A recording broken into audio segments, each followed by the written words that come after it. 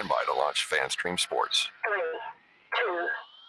2, 1. Let's start. Hello, sports fans. Welcome to FanStream Sports. Nothing but pure sports. This is the JP Show. JP, it is so good to hear you back on the air. Stand by. Now, here's JP.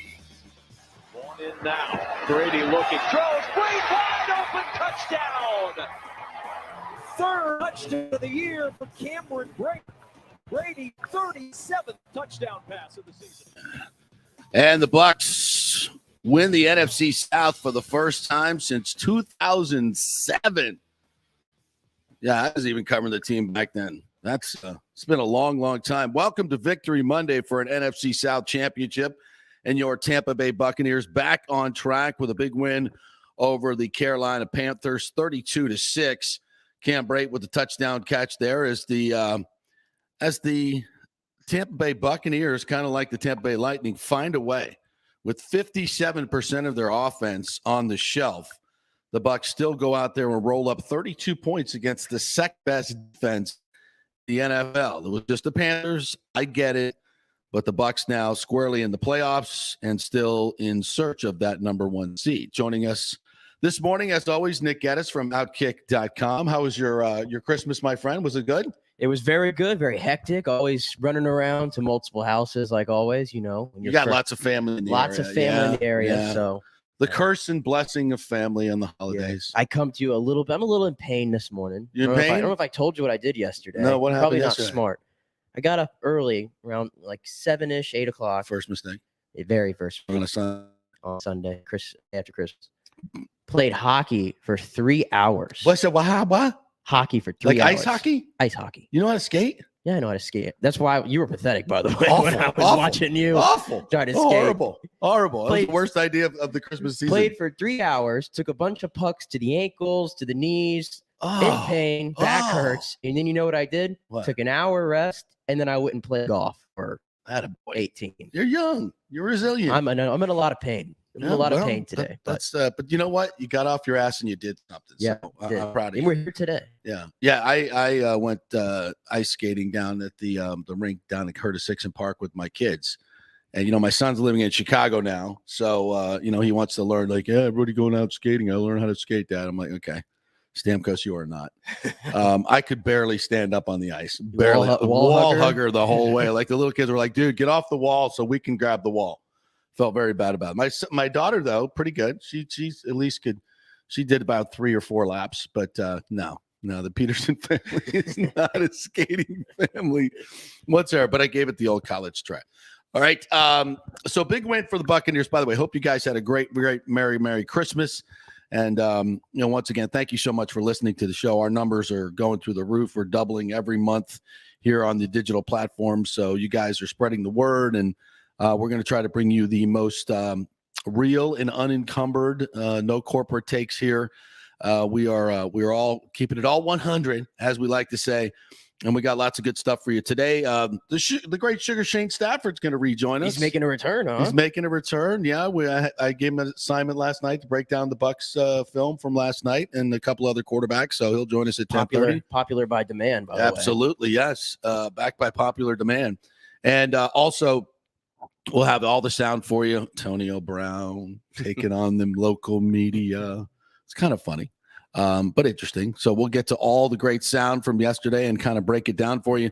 And of course, what it means in terms of the playoffs and where this team is heading. I would say I would sound one alarm. We talked about this last week. Hate to start with the negative, but watching Scott Van Pelt last night, Tim Hasselbeck kind of echoed a lot of things that we've been saying for a long time about Chris Godwin, that, in my mind, he is when you say best, everybody's going to come back at you with Devontae Adams and all this. There's great receivers in this league. So I say kind of a top 5 all lumped together, and I put him in there just because of everything he does for the Buccaneers. Obviously with, 15, 17 targets in games, he's become Brady's number one receiver. And when Brady trusts you more than Mike Evans, and I hate to compare them all because they're all different in ways. They're like kids, but he's the go-to guy and was the go-to guy. And Hasselbeck said, he goes, that's why I have the Buccaneers out of my top 3 for the Super Bowl right now, because he's not going to play. And I think it's a fair statement. I think it's an absolutely fair statement, losing a key guy like that. And the way they lost him, I still have a very, very bad taste in my mouth about that. I will take that to my grave. I thought it was an intentional hit. It may not be illegal, but it's a dirty play. And the Saints got what they wanted out of that game, which was to injure the Buccaneers and try to keep them from winning another Super Bowl. It's cheap. It's dirty. It's not the way the game should play. Should play Barber, by the way.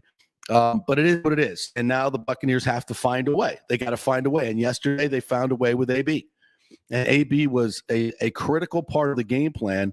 And, I thought it was interesting. They put Stephon Gilmore on him, and AB turned him around 3 or 4 times on deep outs. And it was really kind of one of the things that the entire offense was predicated on. Carolina thought that they could stop him one-on-one, and they could not. He came back in tip-top shape, was ready to go. And, it was a big middle finger to a lot of people that didn't want to see him out there. And and that's why Bruce Arians decided to keep him on this football team. He knows how critical he is. And, you can have more or less ethical stances all you want. And, that's everybody's opinion on how they've handled this. But I think Bruce Arians handled it absolutely correctly. And when you win a game 32-6, I don't want to say that game would have been totally different in the outcome if AB's not out there. I think it would have. But I think you would have seen a lot of what we saw against the Saints. We talked about Tyler Johnson, Scotty Miller. Those guys combined for 1 catch yesterday. I'm really surprised mostly at Scotty Miller. I'm surprised. Of course, he didn't get a lot of targets either. So, but you earned your targets. And Tyler Johnson got no targets, and he got outplayed by Cyril Grayson. Yeah, and he got blown up on a screen when he's supposed to be blocking. Yeah. It's little things like that. And OJ Howard, my God, just get out of the way. There was one critical 3rd and 3, and they got this great play called where Brate's going to come underneath. And, he runs out on his lazy ass route, and a guy pushes him right into and allows himself to be pushed with one hand right into Cameron Brate, screws up the entire play that would have been a first down, maybe even a touchdown. Those are the things you can't have. You can't, they're little details, and people are like, it's one play. No, those are the little details that cost you football games. And that's why he's just lost. He's just lost out there. And he's such a good dude. He's a great dude, but he just doesn't have the fire and the detail oriented. He doesn't have the focus. It's not his number one thing in life. And it shows out there. And he's got no confidence. That's clear as day too. When you don't touch the field for a while, when you go through stretches where it feels like you're in the coach's doghouse, you're out of it. That can play a part as well, but when you got to be ready when your opportunity comes. We talked a lot about that going to this game. Keyshawn Vaughn, case in point, got more of an opportunity this week. And he was ready. Takes advantage of it. He was ready. That's one of the other notes I had on here was, this week the guys stepped up. I think, the guys that they needed to step up, Cyril Grayson, who you mentioned, great job on the jet sweep, on the reverse. And I'll talk about the play calling here in a minute. The down the field, but then get caught from behind. What are you doing? But a great move. And you could see that Brady trusts him. By the way, how about the throw from Brady there? Are you kidding me? He plants his foot and throws that ball. I counted 42, 44 yards on a line. I don't think that ball got more than 10, 12 feet high. That ball was ripped. Yeah. And, he's even, during the broadcast, it was a Tiki Barber. I think it was Tiki, right? Was just marveling at his arm talent that still exists. It's as good as it's ever been. And although he was only 18 for 30, 252, a touchdown, no picks, it's exactly the game plan they needed. They got 52 yards rushing total. I told you, I know you're down on Keyshawn Vaughn, and rightfully so. He makes too many mistakes, but the kid has talent. That run, come on. They don't block the corner right at the line of scrimmage. Nice move, the fake outside, go inside. Great move right there. And if you have it, we'll play the play-by-play. Then the safety comes up and has a free shot at him. Nobody blocking him. Free shot at him. He stiff arms him. Beautiful farm. Down the sideline, Grayson gets in the way of the defender and then is brilliant in not committing a penalty by putting his hands up in the air and just screening him. And great setup by Vaughn to get through that as he reverses his field. That's as good an instinctual. I mean, the running back's job is to make at least one guy miss, right? When you make 3 guys miss or 2 guys on your own and then use the block, that's all you can ask of a running back. He showed speed, he showed vision, he showed burst, and he showed a want to get into the end zone. It's a huge play in this game. Line. Division III player in Marquette, Division II player in Jensen, Division II player. Oh, stiff one. And breaking tackle. And he's down the sideline. Keyshawn Vaughn down the sideline. Nice move. Nice Twisting move. Huntsfield around and into the end zone for the touchdown. That was a huge play in the game. That was a huge play in the game because you get on the board right away. You don't have to get into the red zone and get into all those, showing some of your different red zone plays. And it just kind of sets the tone that, man, we got to play the run. We got to play the run. Then what do? They come back, throwing the outs to AB, which is kind of was open all day. Because of the route running. Yeah. The route running was so good. He would as soon as Stephon Gilmore went out with a groin injury. Yeah. Shocker. Yeah, maybe a little bit of hurt feelings injury along that because he couldn't cover AB. And it turns him around. As soon as he flips his hips, he goes to the out. And they missed it a couple times. I think they had 10 communications, 15 targets, and 10 catches for AB.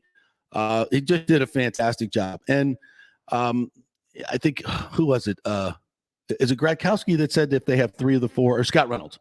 Scott Reynolds, who we'll talk to on Tuesday, as we always do, that if they have 3 of the 4, Gronk, AB, Evans, Godwin, obviously Godwin's not going to be there, but if they can hold on to 3 of the 4, they got a shot. Yeah. And I got a shot. I was telling you at the beginning of the year, I think Antonio Brown, we're not considering him almost a top 10, 15 receiver anymore. And I think that we should. I think you're right. I put these numbers out here before the game, and now I have the new numbers, obviously, from yesterday. He's only played 14 games with the Bucs in 2 seasons. Okay. Not even full season. These numbers, 84 receptions for 1,002 yards as a third option, fourth option in the passing game a lot of weeks. Wow. I mean, over a full season, 16, 7-game season, that's in line with what he did in 2018 when we were talking best receiver in football.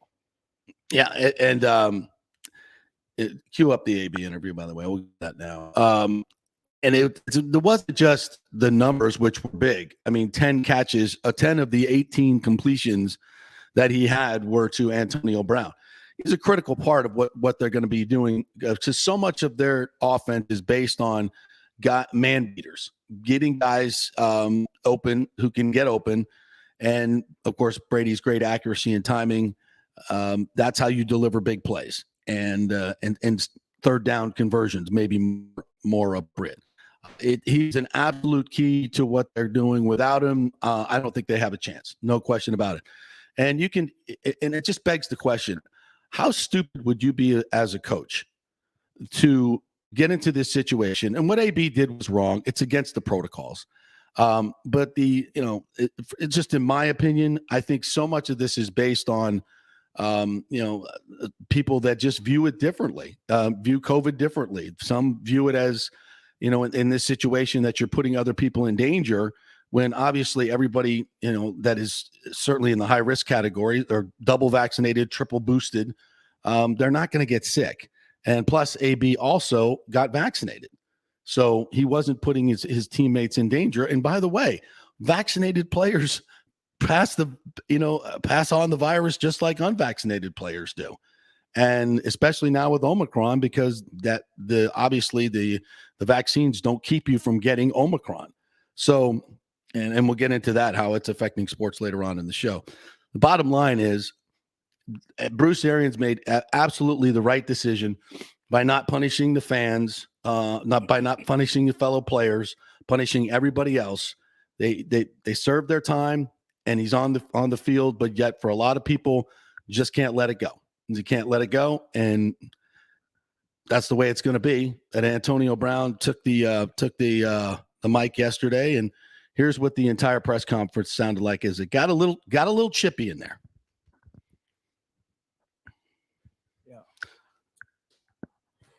Antonio, it's been a while since you played. But to interview. go out there and have 15 targets and 10 catches, just what it meant to you to be back out there and be able to contribute as much as you did. I'm just grateful. That's all I can say. I don't think he was We'll go going to Greg to give Rick a very long answer. But just in terms of how much you played, 15 targets to play as many snaps as you did you feel confident that physically you could handle that much? That's what I do, man. It's my job. That's what I'm on the team for.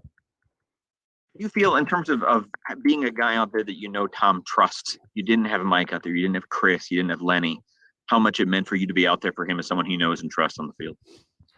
Well, anytime I get a chance to, be a part of the organization, play with a great guy such as Tom, you just want to provide your all anytime that opportunity presents itself. Thanks, AB. We'll go to Jenna Lane. Hey, Antonio, congrats. I know Coach Arians had told you when you came to this team, you screw up one time and you're done. And some people would deem what happened as a screw up, but Coach Arians stood by your side and he brought you back. Just what did it mean for you after being here for a year to have a coach Next question. standing in your corner? Next question. I just want to talk about this game. We don't want to waste no time with you guys writing in bogus. Respectfully, Yeah. Antonio, we haven't talked to you yet. We haven't Yeah, talked but to I you don't in a want long to talk time. about that. You guys is all drama. It's all about football. We don't talk about Carolina. I don't want to talk to you guys. We'll go to Greg Allman. Antonio, I'm sorry to keep going on this, but was there a point where you weren't sure if you'd be back with his team? Did you always think you'd be able to come back like you did today? I'm just here to do my job, man. I can't control what people write, how people try to frame me or people try to bring me down. And life is about obstacles and persevering and doing what's right so you get the right outcome. So I'm staying here before you guys, grateful, humbled, thankful, and excited to be a part of a big win with my teammates. It's not about what I did. It's about what all the guys in there did collectively together. And that's it.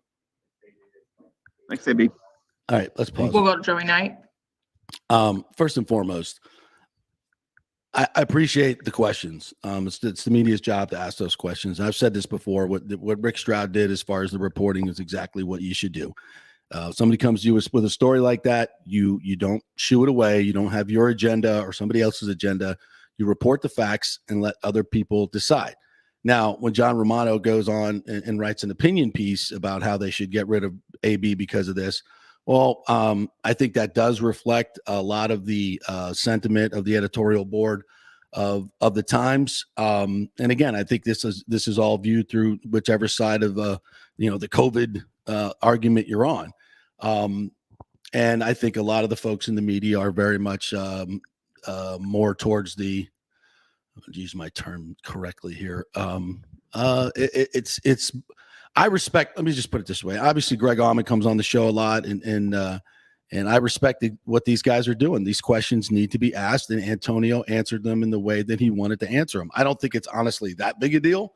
Everybody making it out to be this crazy media, but it is what it is. And I think Antonio answered it, but I think one of the things that a lot of people aren't looking at is, what has his tone been behind the scenes with his teammates? From what I'm hearing, he was very humble and he apologized profusely to all his teammates who about screwing it up. And again, this is something that's not talked about, but if you think Antonio Brown is the only one with a fake COVID card in the NFL, you're out of your mind. You're out of your mind. Who knows what the numbers are, but I would say it's probably a significant number because many of these guys are just not going to put stuff into their body that, like Aaron Rodgers said, and a lot of them others said they're allergic to it. There's so much, many of them may have religious reasons for not wanting to take it because of the aborted fetal tissue that's used in these. There's so many reasons for these athletes who don't need this vaccine to not want to take it. I get it. So much of it has to do with the protocols. And again, for this, and also going back and in the context of saying zero tolerance, blah, blah, blah, blah, blah, as Arians explained, you got to look at the history. If a guy has been a choir boy since he's been here, and that's his only F up. He gets a 3-game suspension. It costs him a crap ton of money, and you move on. You don't have to penalize. I mean, so until, some people's thirst is somewhat satiated because you're going to kick him off the team.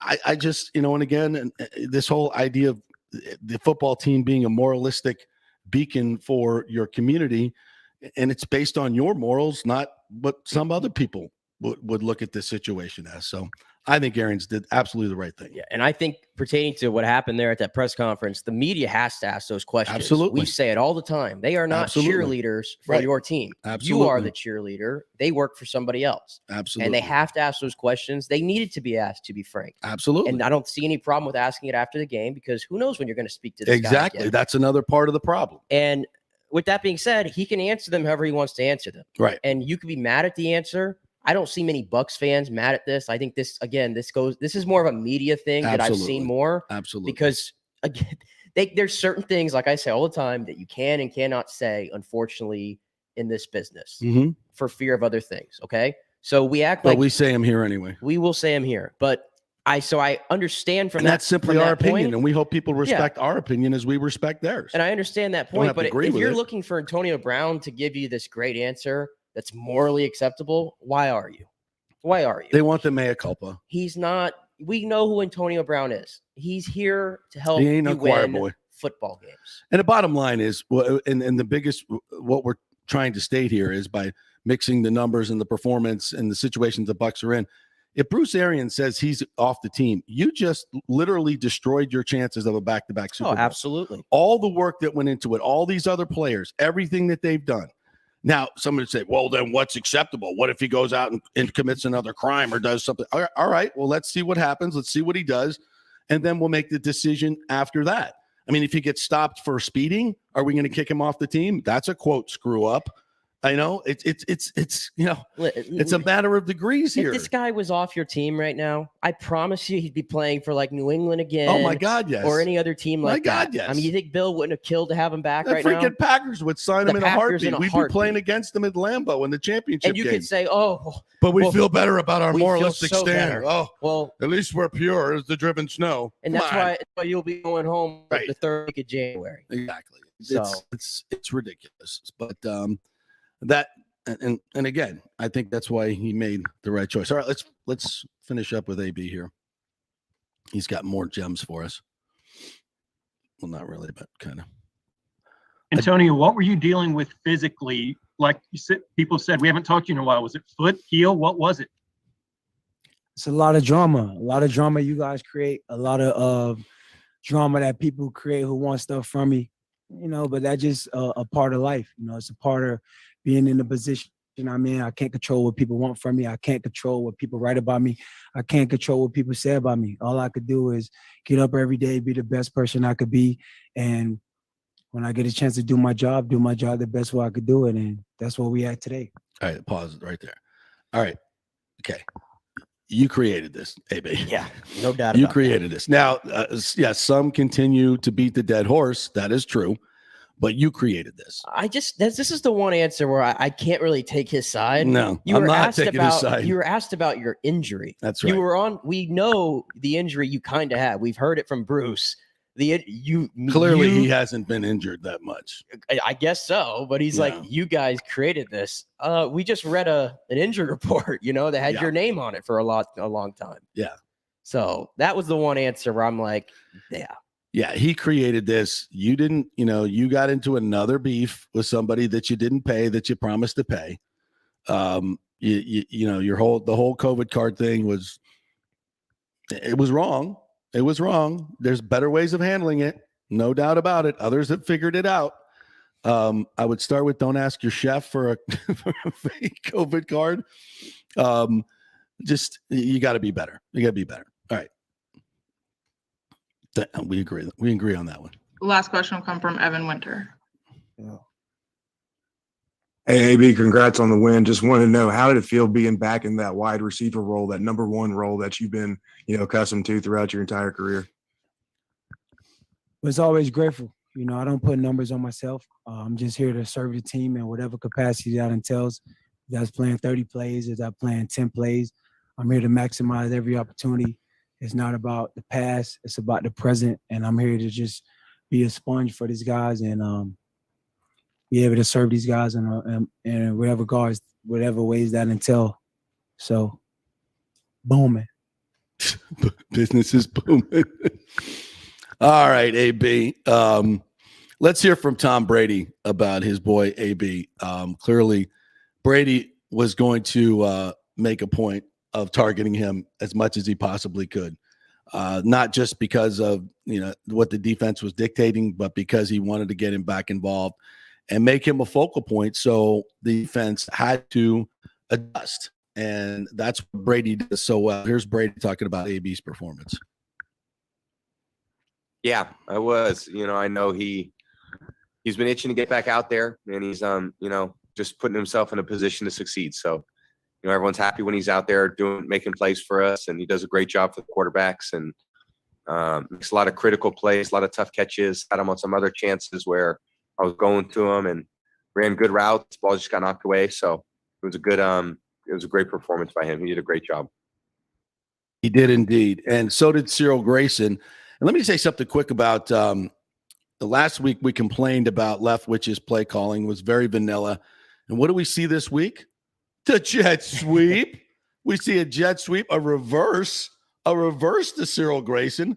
How about that? Screen passes to Rojo. Vaughn dropped one, another easy ball that he has to drop. Rojo didn't get his head around on one. They got to be better. They got to be better. Gronk. We didn't even talk about Gronk yet, but last two games, not pretty for him. I'm trying to remember his drop. He was only targeted once, right? And he made that great. He made the one catch in the red zone, but he was also targeted in the end zone.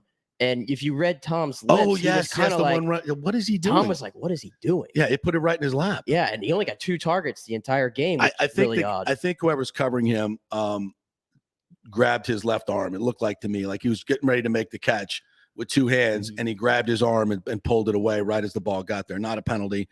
But just a good play. Yeah. But from Tom's viewpoint, it looked like he just dropped it right in his breadbasket. And it's still a little surprising. Yeah. 2 targets with all these guys out. Well, I think that was the AB though. Yeah. And I think also that they were shadowing him a lot. They were taking it away. And that's what Brady does so well. Yeah. But his block yesterday was tremendous. Oh, it's always. Yeah. Always. He had on Rojo's run. For the touchdown, he had a great block. But here's Brady talking about Grayson's blocking and just the team playing complementary football. Then we'll get the defense. That was a great block. That's why I'm happy. It's a team game. Nothing's accomplished without everybody doing their job. And that was a great effort by Cyril. It wouldn't have scored without Cyril's effort. So I love seeing that. That's what great team football is all about. And, that's what we've got to become. We got to all fight for each other. The receivers got to block for the running backs, because a lot of times the running backs got to sit in the backfield and block in the pass game to get the receivers the ball. When it's time to run the ball, the receivers got to do their job run game. So that's what complementary football is all about. That's what being a great teammate's all about. I love seeing those plays. Tremendous. And we got to get to the defense. 2 games in a row, they have not allowed a touchdown. And this was a virtuoso performance. This defense, the way they were flying around yesterday, reminded me of the defense we saw in the playoffs. Whitehead was just an absolute terror. I mean, that's as good a game as I've seen a safety play. 3 pass breakups, an interception, 7 tackles, 1 tackle where he busts through a pulling guard, a 320-pound pulling guard who's got a great shot on him, busts through him, and then gets Cam Newton on the ground one-on-one. What a play. He supported the run. He had a sack early on that set the tempo. I mean, he was unbelievable. That's a guy that's making him a lot of money. Wow. As a free agent this offseason. What a game he played. And Edwards played well too, really well. Oh, in his return, he was awesome. He was really good. They were flying around out there. SMB played great man-to-man defense, supported the run big time. Those guys were badass yesterday. Yeah, and even up front, obviously 7 sacks, I think ties a team record that they have. And since 2013, I believe. And JPP didn't travel, by the way, to this game. And thank God. And that's a big thing for him not to play. Good. Sit him down, get him healthy. Yeah, and Anthony Nelson, he held his own out there. I tell you, Anthony Nelson is a good player. He's since the day I saw him 3 years ago. he's just got real good natural ability, and he was young too, young and raw. And when this guy gets his man strength, he's going to be a player in this league. Golston had a couple of 2.5 sacks. Dominican Sue forced that interception by just pushing the tackle right into Cam Newton. I mean, the defense was tremendous. I mean, really, really. Obviously, the Panthers don't have a great offense. And by the way, Matt Rule, what are you doing? What are you doing? In and outs of the quarterbacks. This is freaking NFL. This is not college. I mean, Cam Newton is done, bro. He's done. He was not playing to win that game yesterday. You don't on think? Offense. No, you don't do that if you're trying to win the game. He's a college coach. This guy didn't even practice red zone You last heard him year. after the game. We're rebuilding. I mean, First of all, you're not care. rebuilding. You're out. Yeah. You're out. Dave Tepper ain't no, that's not happening. And I thought Darnold made a couple of good plays, and he's got an NFL arm. He's got some talent. I don't know if he's the guy here, but you got to put some pieces around him. That's not good. So I would say a great effort all the way around. Exactly what the Bucs needed, and a good performance. Wasn't perfectly clean, but it's exactly what the Bucs needed, and they still have a shot at the number 1 seed. And I'll tell you why. They may just get it. The Packers have a little chink in their armor. And we'll talk about that and when we come back. Also, Shane Stafford, Sugar Shane Stafford's going to rejoin us, breaking down the film. Former UConn, AFL, NFL quarterback. We will chat with him. Always fun to chat with Shane when we come back, breaking it down.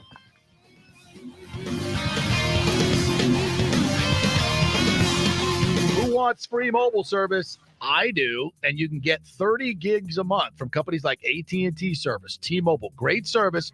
Keep your number and get free mobile service. It's part of the emergency broadband benefit from the stimulus bill. 87% of America qualifies. So if you think you make too much money or whatever, just go to jpcares.info and find out. It'll take you a few minutes. jpcares.info to find out if you qualify for free cell service. Get it now before it's all used up. JP, Santa, and young Saint Nick. Get us right over here. My partner for the Golden Diamond Source. You hear that? Christmas music. It's Christmas time. You just popped a question to your lady from the Golden Diamond Source diamond that you got. Yes, I did. The Golden Diamond Source, the best place to go get your diamond for an engagement. They helped me out so much. They were so courteous to me for somebody who was so nervous. And it's Christmas time, like you said. If you're thinking about popping the question, you need to go to the Golden Diamond Source. It's the Jewelry Supercenter, fully stocked, fully staffed, and yes, just a short drive from downtown Tampa or wherever you're coming from, right there on Ulmerton Road. Avoid the madness at the malls. And whether you're a first-time buyer or looking for that 10-carat custom design, they have it all. 9 jewelers in-house ready to make your dreams come true. Even layaways, 100% interest-free financing up to 5 years. Shop now for your best selection at the Gold and Diamond Source and make your lady wonderfully happy like Nick did. That's absolutely. Shop anytime online at thegoldanddiamond.com. JP here for my friend, attorney Christopher Palermo. If you are having issues with a claim on your homeowner's insurance from a sinkhole, storm damage, water intrusion, defective stucco, and construction defects, or any other issue, Christopher is your man. These big insurance companies didn't get rich paying out what you deserve.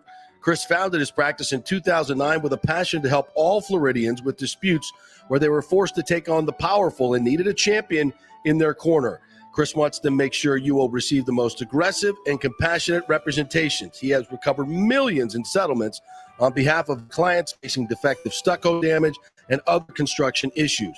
So call Chris, mention the JP Show, and he will give you a free consultation.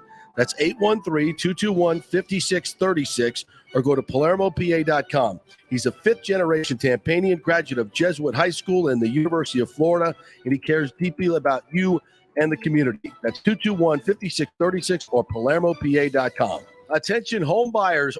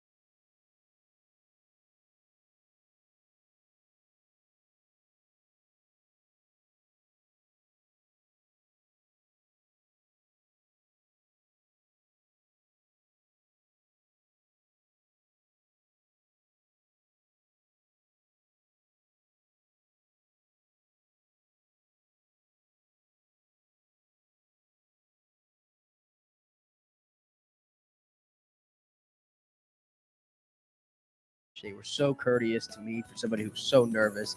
And it's Christmas time, like you said. If you're thinking about popping the question, you need to go to Gold and Diamond Source. It's the Jewelry Supercenter, fully stocked, fully staffed, and yes, just a short drive from downtown Tampa or wherever you're coming from, right there on Ulmerton Road.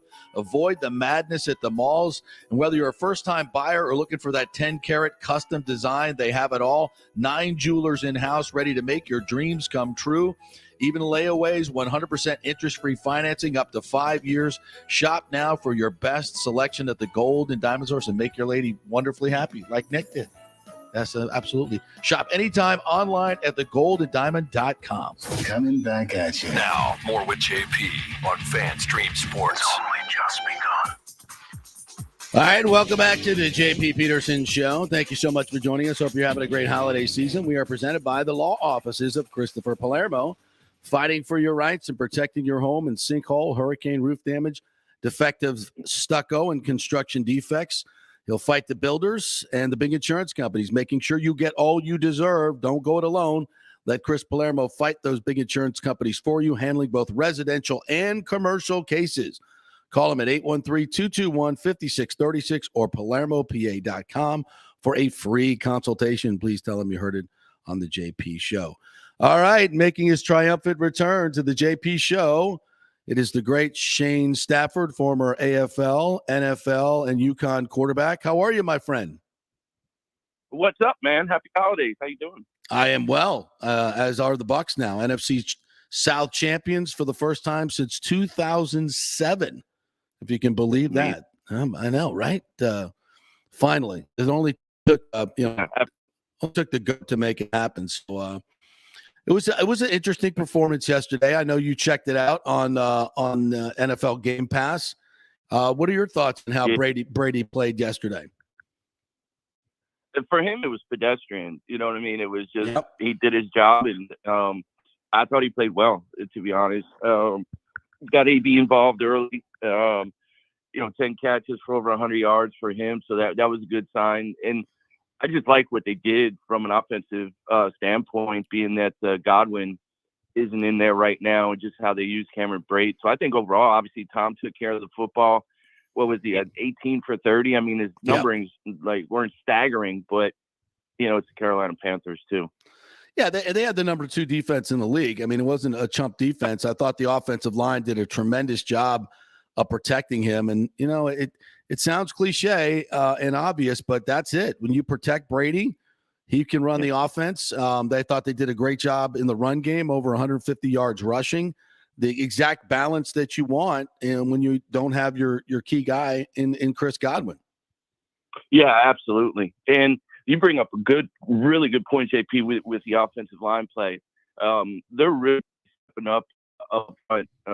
You could argue that they're one of the top 5, if not top 3 units in the league right now with that. And you're right, when they do protect him. And like I said, with what they did with Brate yesterday, using him, condensing these formations to where they're allowing AB to get free releases off the line, using him in motion, which I loved when they did that. And I loved when they condensed it down to use Cameron Brate on some of those run fits and inserts and different things where they would normally use Godwin. So it was a great game plan, I thought, that they put together, and it was well executed. Yeah, I thought Leftwich had a much better play calling game. Last week against the Saints, I thought it was very vanilla. We saw a jet sweep. We saw screens this game, which we didn't see last game. We saw reverse to Grayson. They used the jumbo package. Tell me a little bit about what that does to a defense when you bring in the jumbo package, an extra offensive lineman there. And it's not just about the run game. It's about the pass game as well. No doubt. And it makes teams either adjust to it or they don't. And if they don't, well, then you have them outflanked, outmanned, and it puts them in a bind, especially if they don't prepare for that, and which I'm sure they had to prepare a little bit for, because it's not the first time that we've done that with the jumbo package. I know they utilize that throughout the year.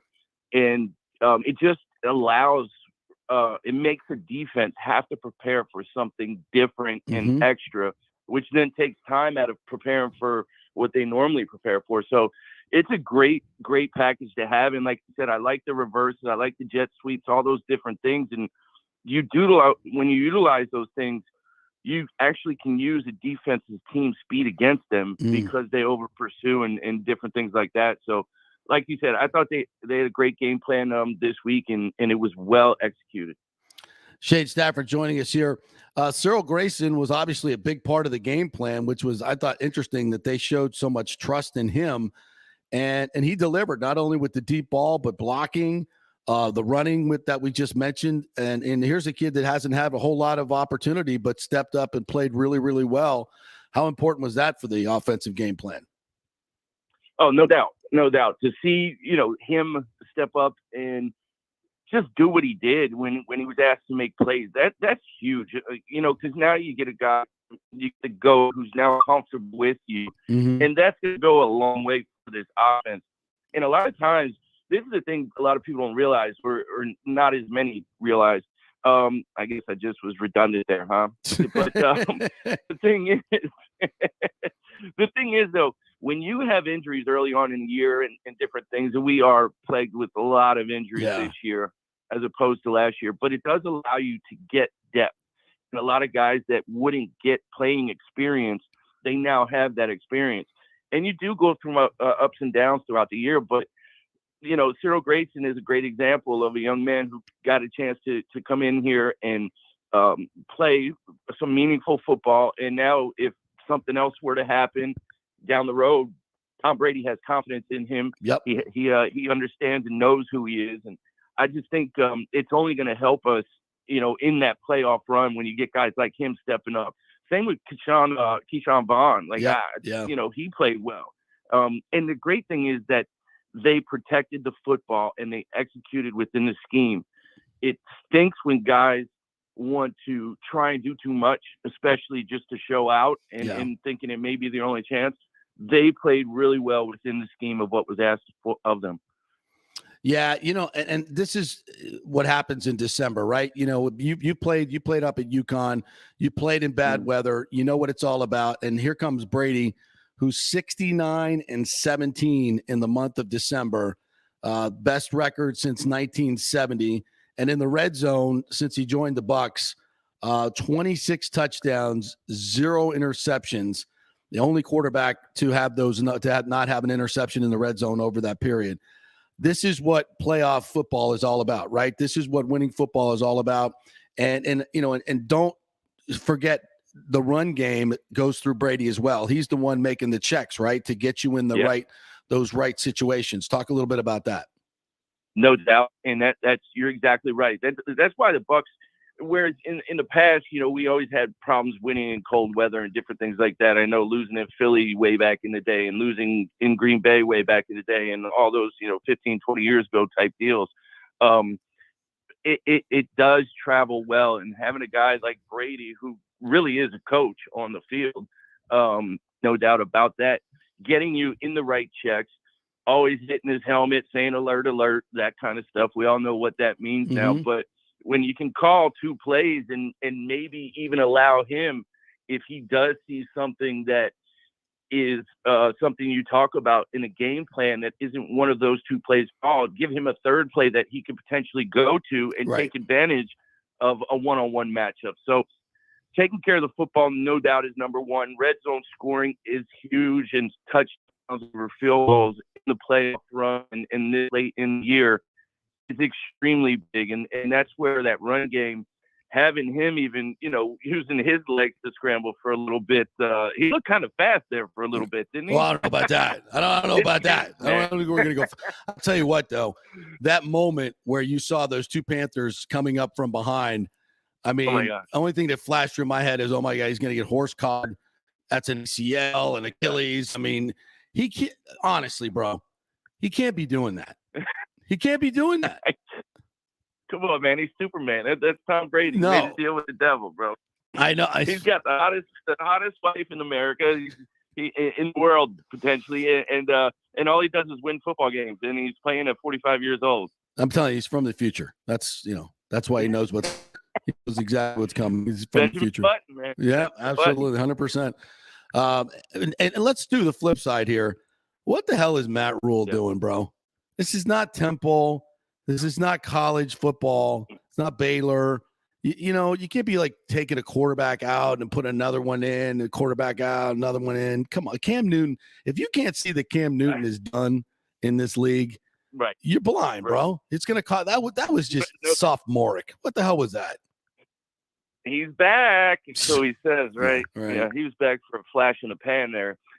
Yeah, Cam was done. Look, if Cam can't make it at New England, where all you need to do is just be average at best, and you'll win football games.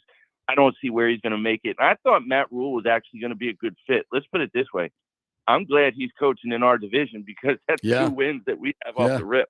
Yeah. You know. Well, we'll see them.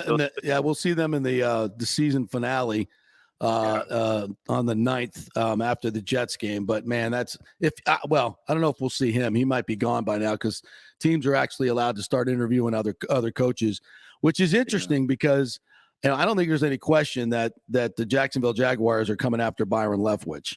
I think obviously Bruce Arians has kind of set this up for one of his coordinators to take over, whether it's Bowles or Leftwich.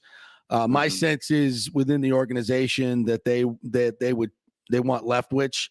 They just feel that he would be a better head coach. Not that Todd Bowles is not a great and won't get a look for head coach's job, but I just think they feel like in terms of being the head coach, this guy might be more relatable, a little bit younger to the players, offensive minded, works well with Brady. Would obviously be developing a new quarterback. So what do you think about the Bucs making a preemptive strike and maybe saying, we'll let which interview, but maybe offer him a coach in waiting type of position when Bruce hangs it up. What do you think? I think that would be a great idea for the Tampa Bay Bucs. I don't know how great of an idea it would be for Leftwich because and they're going to have talent, no doubt. But in the next year or two, there's a lot of potential changes because of contracts and different things like that. Especially on the defensive side with all those guys. And then you obviously have, Godwin, we know is on a yearly contract basically right now on that. And he's on the franchise tag, and and he's going to have to come back from a serious knee injury. Yeah, and I just don't. I mean, I think it's a great idea. I really don't get me wrong, but I don't know if it would be a great idea for him. No, I hear what you're saying. No, that's fair. Yeah, and plus, would you rather develop Trevor Lawrence or Kyle Trask? right. No doubt. So, yeah, I mean, you go to Jacksonville, there's nowhere to go but up. You stay here, and there's nowhere to go but down. Young talent, a lot of young talent, man. They do, they really do. So that's in my boy Darryl Bevel. He's obviously the interim there. He was my coach in college. Okay. So it's great to see him get an opportunity. But I just think unfortunately for us to lose Byron Leftwich, it would stink. You know what I mean? But hopefully he's training somebody in the wings too.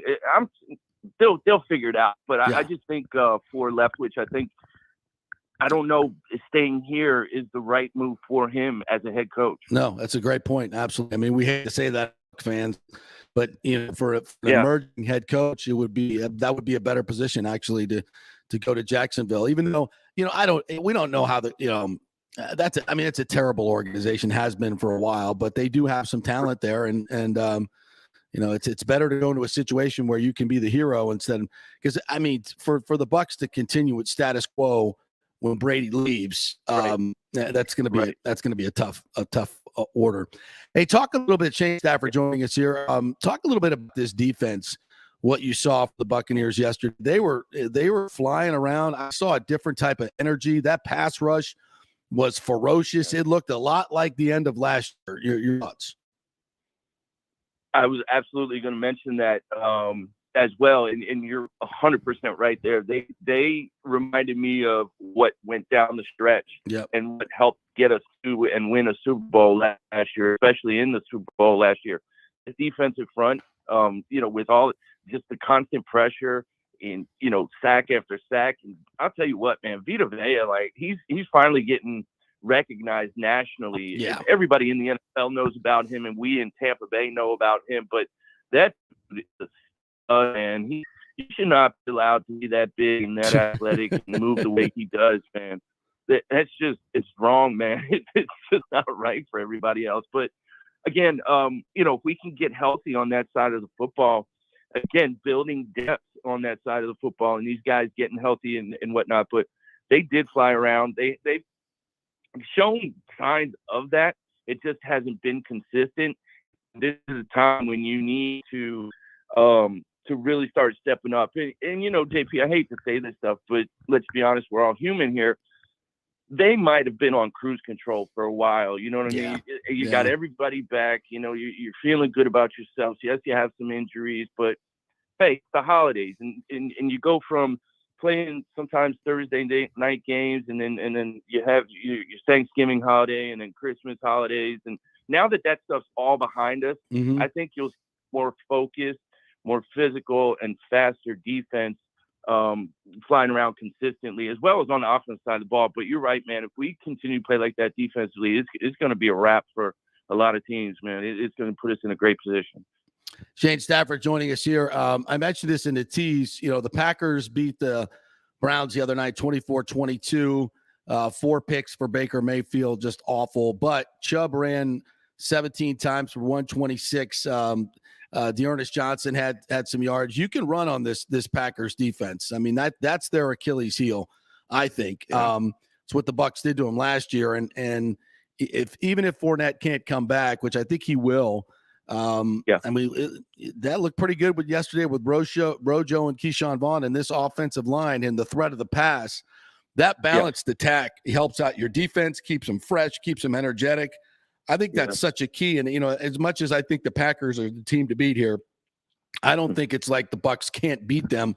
And I think they match up pretty well. What do you think? I think they match up extremely well against them. And I don't care where this game is played. We've shown that we can win in cold weather games and whatnot already. We can win anywhere. And that's the way this team is built, especially with the presence of Tom Brady, playing the GOAT, having him on our side and whatnot. But I do agree with you, hands down. The Green Bay Packers, if that's going to be a detriment to them throughout the entire playoff, it has been over the past 2 years, 3 years. That's what killed them in the playoffs. Heck, San Fran beat them in the NFC Championship by running the ball all over them. We beat them last year by running the ball all over them and then beating them here and there with some play action stuff and ball controlled throwing.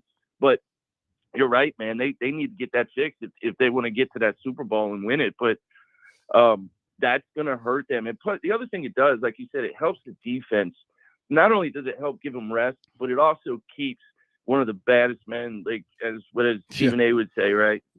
He's a bad man. Yeah. Keeps him off the field. And when he, who they played before the Browns, I forget who it was, but they tried to slow the game down, and all he did was just, he was just so efficient. They scored like 6 out of 7 drives or something like that. Yeah, the Ravens. They played the Ravens, and for want of a 2-point conversion, they lose that game. The Bears scored 30 points on them. The Rams scored 28 points on them. I mean, this defense had a good run in the middle of the season, but lately, not so. I mean, you give up 30 points to the Bears, 30 points to the Ravens with their backup quarterback.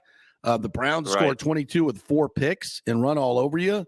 They got the Vikings at home this coming week. The Vikings, they're Jekyll and Hyde. They could beat anybody, lose to anybody. And then they got to go to Detroit, the last game of the season. I don't know why, but that game just kind of looms like the Super Bowl for the Lions. Matt Campbell, Campbell, Dan Campbell. Their crazy ass coach will get them, running through a wall to beat the Packers. That's just going to be a weird game. It could be. Yes, it will be, I should say. Yeah. So it's not like they have a free pass. I mean, we got to go to the Jets and then host the Panthers. The Bucs have the easiest schedule down the stretch. So I don't know. I think there's still a shot at getting that number 1 seed, which would be huge.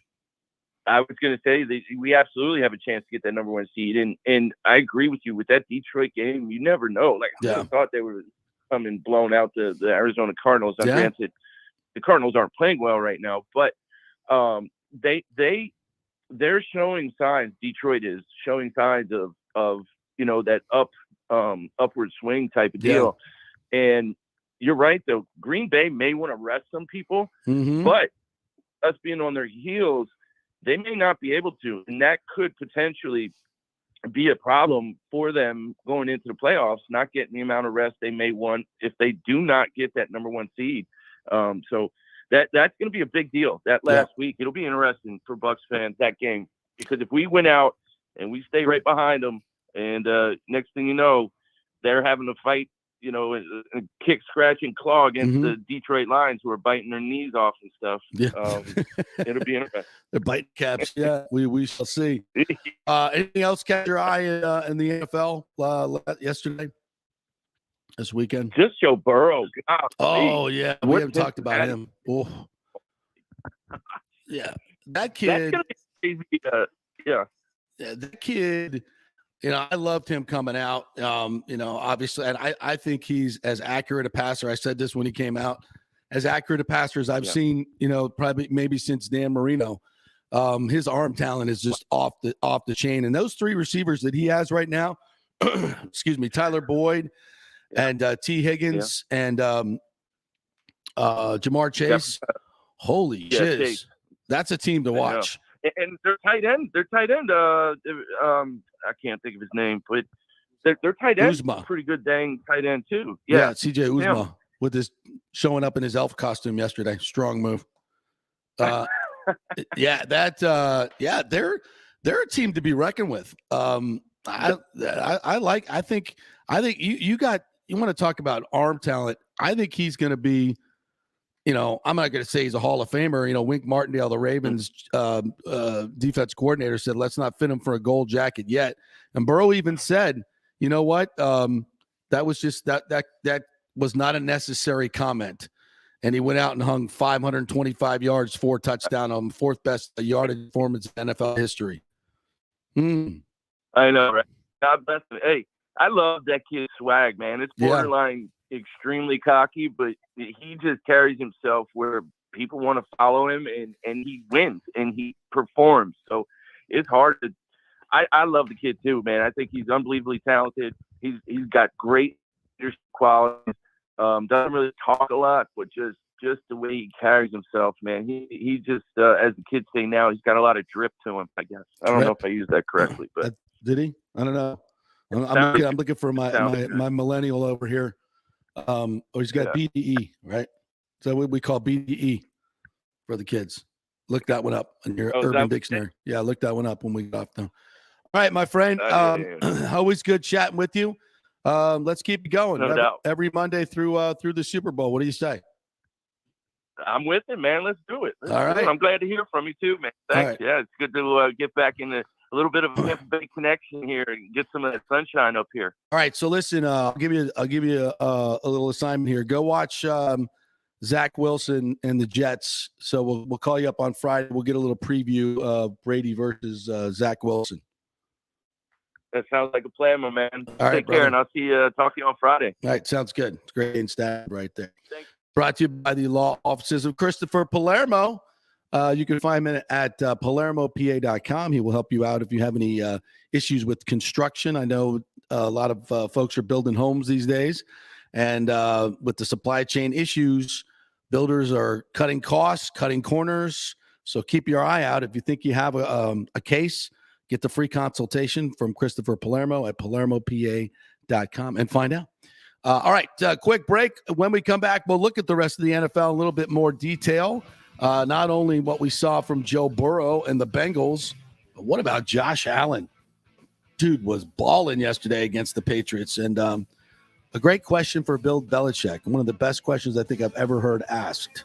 We'll hear that too. The PGA Tour's Valspar Championship is back in March in 2022, March 14th through the 20th, right in the middle of the best weather of the year and the last stop on the Florida swing. The Valspar has become one of the must-do events on the Tampa Bay sports and social calendar, so get your best tickets before they sell out. The game's biggest stars love the Copperhead course at Innisbrook. Last year, we saw Dustin Johnson, Justin Thomas, Jordan Spieth, wow the crowds, and another star-studded field is expected again this year. Sam Burns took the title and will defend again at the Copperhead. This will be a full tournament with the return of Valspar Live, our free Saturday concert featuring Chris Young and Big and Rich, and other amenities including Chameleon Cove, the Hooters Owl's Nest, the Publix Chill Lounge, and other hospitality venues. Go to ValsparChampionship.com for tickets. The best premium hospitality areas will sell out, so don't wait. That's ValsparChampionship.com. Are you selling your home or refinancing? JP here for Greenleaf Title. You choose the title company, not the realtor, and it makes a difference. You want a reputable company that will make sure your title is safe and secure. There are a lot of scammers out there right now. So go with a trusted company like Greenleaf Title. Plus, they will close anywhere, folks, and they will send a limo to pick you up to come to the closing. Yep, the great JP Limo Closing is back. All you got to do is give them a call at 727-258-6005 or go to greenleaftitle.com. We'll set up the limo for you. They'll come pick you up. Heck, we even picked up one couple, took them to Black Rock Restaurant, one of our favorite advertisers, and then to the closing. That's how they do it at Greenleaf Title. Great service. We'll close anywhere. The lowest fees in the business. 727-258-6005 or go to greenleaftitle.com. That's greenleaftitle.com. JP, Santa, and young Saint Nick get us right over here. My partner for the Golden Diamond Source. You hear that? Christmas music. It's Christmas time. You just popped a question to your lady from the Golden Diamond Source diamond that you got. Yes, I did. The Golden Diamond Source, the best place to go get your diamond for an engagement. They helped me out so much. They were so courteous to me for somebody who was so nervous. And it's Christmas time, like you said. If you're thinking about popping the question, you need to go to the Golden Diamond Source. It's the Jewelry Supercenter, fully stocked, fully staffed, and yes, just a short drive from downtown Tampa or wherever you're coming from, right there on Ulmerton Road. Avoid the madness at the malls. And whether you're a first-time buyer or looking for that 10-carat custom design, they have it all. 9 jewelers in-house ready to make your dreams come true. Even layaways, 100% interest-free financing up to 5 years. Shop now for your best selection at the Gold and Diamond Source and make your lady wonderfully happy like Nick did. That's absolutely. Shop anytime online at thegoldanddiamond.com. Who wants free mobile service? I do. And you can get 30 gigs a month from companies like AT&T Service, T-Mobile. Great service. Keep your number and get free mobile service. It's part of the emergency broadband benefit from the stimulus bill. 87% of America qualifies. So if you think you make too much money or whatever, just go to jpcares.info and find out. It'll take you a few minutes. jpcares.info to find out if you qualify for free cell service. Get it now before it's all used up. Let's go. Right now. Back to the show with JP on FanStream Sports. All right, welcome back to the JP Peterson Show. We thank you so much for joining us each and every day. We're on 10 to 12. You can find us on YouTube. Just Google us on YouTube, the JP Peterson Show. You will find it right there. You can see our beautiful smiling faces each and every morning. We're also on an app. We have a dedicated app that is growing by leaps and bounds. So just download the app, FanStream Sports, all one word, and put it on your phone. Just tap that app. We don't bug you. We don't send you any messages. We don't take your data. We just give you something you can listen to the show anytime, anywhere. We're picking up a lot of listeners in the midday. We can see all the data coming in, a lot of them in the afternoons. So get tired of what you're listening to on the radio, just tap that app, baby, and the entire show will come up right from the beginning. You can fast forward, go to do anything you want in there. And we're also on Spotify, so subscribe on Spotify. You'll get notifications, and also on Apple Podcasts as well. Yes. We're everywhere. JP Peterson here with Nick Geddes, Outkick.com. Before we get into more of the NFL, you covered the UCF Florida game. We haven't heard from you since that because we took some time off last week. That was that was a big time game. Oh, big, huge crowd, a lot of energy. Atmosphere was spectacular. I mean, obviously with that in up there in the press box, it's hard to kind of hear, but tell you what, the UCF fans, they are loud. When they came out and they were doing the whole Zombie Nation thing that they do, they were very loud. And I heard that it was probably about a 50-50 split, even down the middle of Florida and UCF. I couldn't really see a lot of the UCF section, but that's what they said. But the UCF fans were much, much louder. And because of how the game went, the Florida fans had nothing to cheer about there. Really didn't. Take me through the flow of the game. I think when the game started, we had punt. It was just punt mania. It was just punt, punt, punt, punt, punt. Both offenses, both quarterbacks, especially Emory Jones, just couldn't hit anybody down the field. I think it was 7-0 after the first quarter, I think. And it was basically off the running game of Florida. I think Malik Davis had a nice Malik Davis day. had a really good game. Yeah. Damian Pierce. Those guys could run it really well. But Emory Jones it looked like a microcosm his entire season. It really It's just did. not accurate. I mean, when I say guys wide open, I mean with like 10, 15 yards of space, nobody around them down the field. And he just couldn't hit anybody. Second half came out. That's when UCF's offense kind of found its rhythm. Mikey Keene started to hit some guys. I don't know if you got a chance to see any of it, but yeah, Ryan O'Keefe for UCF. If you don't know who that guy is, he's one of the most explosive players in the country. He had that jet sweep where he went for 74 yards down there. That running back Bowser, who I talked about, has been injured a lot this year for UCF, but he sets the tone up front for them, and they kind of took over that fourth quarter. They didn't give Florida a shot to get back into it. And the big play at the end of the game, place went bananas. That's going to be a moment UCF fans don't forget. They played. I'm not that guy that's like, oh, Florida didn't care. They cared. Trust me, they cared. Yeah. But UCF, that is a program defining win. I don't care if Florida's 6-7. No, that's I agree. A stamp on them for recruiting and all of that. And as they're headed to the Big 12, probably in 2 years, I would think, probably one more year. Probably in the one more AAC. year in the AAC. And then on to the Big 12. They've got momentum. There's no doubt they have momentum. They need to recruit better. And Malzahn said that after the game. Can't wait to hit the recruiting trail with this win. Well, this was their number one recruiting class they've ever had this year. So that already tells you right there. And they're getting 4 stars. They're in the top 5 of some 4 and 5 stars, which says something right there about what's going on. And hey, take advantage because the state of Florida is down right now. Everybody's going through coaching changes. And thankfully, UCF has a head coach who I think is going to stay there for a long time. And I think you have to say, I think it's a Big 4 in Florida right now. And USF, they had the best transfer portal class in the nation. That's something. Guys that are coming in that are ready to play, bigger. They've gotten bigger. They've gotten better. Now it's up to Jeff Scott to do something with this talent. And, I think Jeff is doing a lot of learning on the fly. I didn't necessarily like the way he managed the game against UCF, a game they very well could have won. But it's growing pains in a lot of different ways. So I think both programs have momentum right now. I think they do. Yeah, I think those programs are definitely going in the right direction. USF, I always say that to everybody, and especially to UCF fans who love to run their mouth about USF. I understand, whatever, rivalry. But USF, they're much better than a 2-10 football team. Oh, God, yes. Yeah. I think so. And bringing in all these transfers, they know they need to win games. I think they can get to 6 wins next year. I really do. I do too. And they need to. They need to take a dramatic step forward and win some conference games, be above 500 in their conference, and really start moving in the right direction. I think, that'll give momentum to the stadium, the on-campus stadium. I don't think there's any question now, and I've completely flipped on this, that UCF has built their program with an on-campus stadium, as rinky-dink and crappy as it is. They have, and that's just it's made a difference. There's no question about it. I think there's definitely 2 different situations there. The Citrus Bowl was awful, and you had to drive 35 minutes to get there from campus. It was 0 atmosphere. I think Raymond James is, obviously a much better stadium, Super Bowl stadium, but, they haven't been able to create a collegiate atmosphere in that place. They haven't been able to draw flies.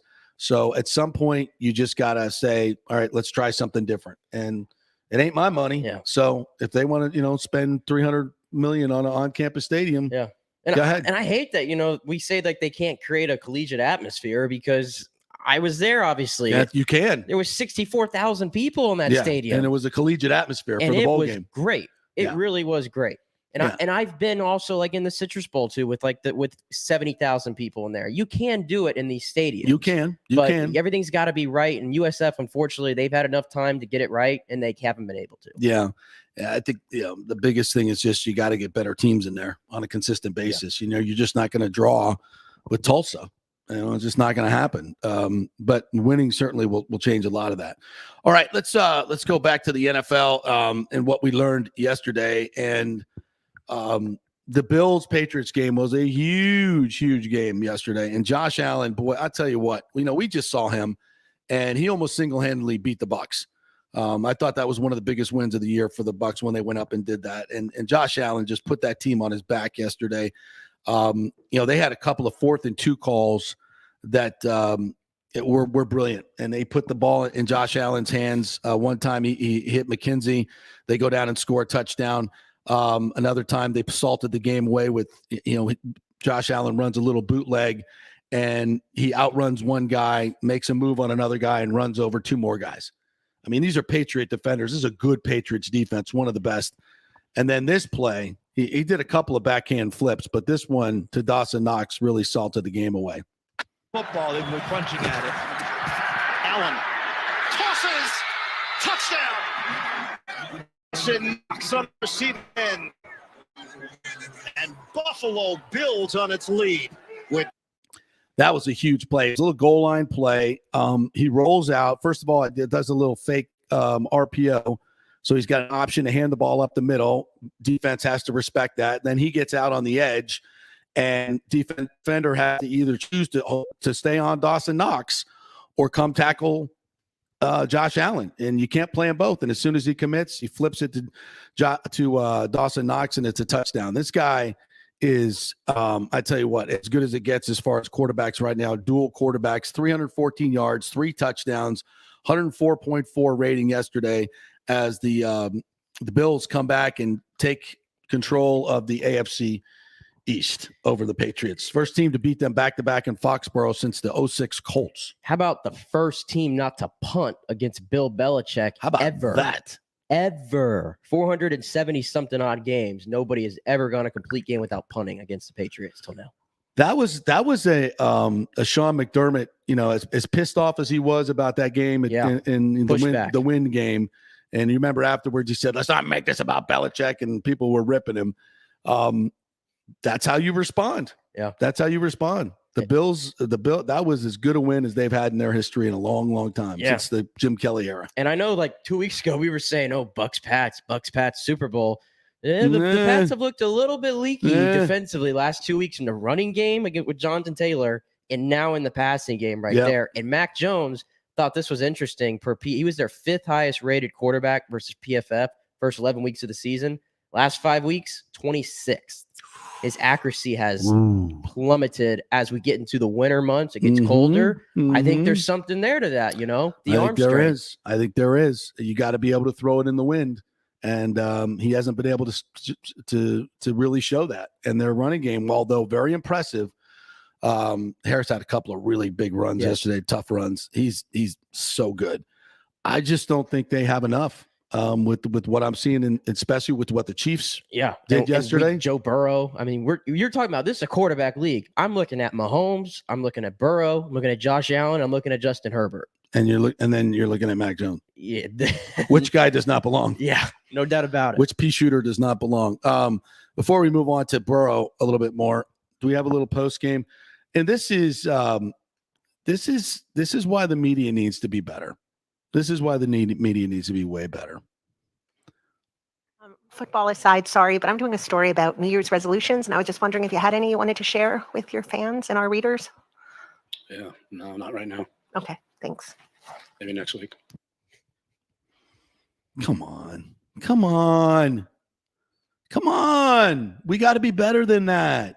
Where's the PR people? This is obvious. This is a news person. They got a credential. They got in there. This is not the time and place to be asking that question. I get it. It's just not the time and place. Come on. This is why, you can't give a credential to every Tom, Dick, and Harry. It's not a woman thing, but come on. Self-awareness. Anything. Come on. I mean, you could have had, first of all, after a Patriots loss, first of all, the huge worst loss of the season. Yeah. You could ask the best football question you want to Bill Belichick, and you're not getting an answer. So he was very kind to her. He was. He honestly was. And very kind to her. We just, the whole thing. I think it's interesting now that with Zoom interviews that everybody's getting access to these and they can hear some of the stupid ass questions that these coaches and players have to deal with. I've asked some dumb questions but at least I've given it some thought, and that's it's the wrong time and place. All right, moving on. We talked a little bit about Joe Burrow. Here's a little highlight from yesterday. What a tremendous play this was. It's a 2nd down and 7. Nice block by Jonah Williams in downfield. Look at this. On the fly, Boyd, foot race. That is 6. Leaping into the end zone, 68-yard strike. One of the great things about that play is Burrow drops back, looks to his left, pulls the safety over there to the left, to the side that I think it was Jamar Chase. I think Jamar Chase and T. Higgins were over on the left, or at least I think Jamar was. Pulls the safety over there, and Boyd does a great double move running down the seam, and he comes back to him, and it's very Brady-esque the way he moved the safety and came back with a perfect throw.